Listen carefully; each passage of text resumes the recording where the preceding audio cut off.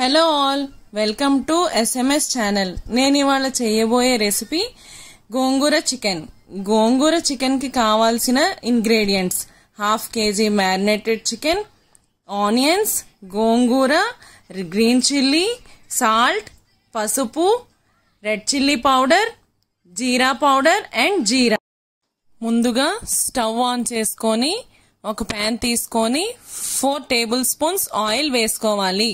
Oil హీట్ అయిన తర్వాత మనం ముందుగా తరిగి పెట్టుకున్న onions, green chilli, curry leaves, పసుపు, సాల్ట్, కారం, జీరా పౌడర్ అండ్ జీలకర్ర వేసుకోవాలి.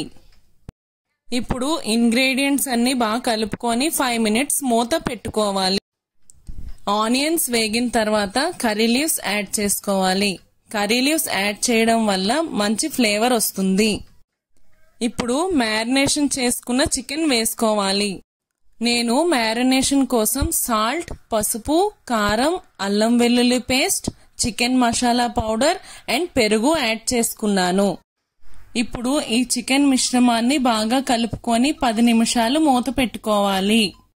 ఇప్పుడు చికెన్ మొత్తాన్ని బాగా కలుపుకొని గోంగూర వేసుకోవాలి. ఇప్పుడు గోంగూర చికెన్ బాగా కలుపుకొని 15 నిమిషాల పాటు ఉడికించుకోవాలి. మూత తీసి బాగా కలుపుకొని చికెన్ ముక్క ఉడికిందో లేదో చూసుకోవాలి. ఫైనల్లీ యమ్మీ యమ్మీ గోంగూర చికెన్ రెడీ.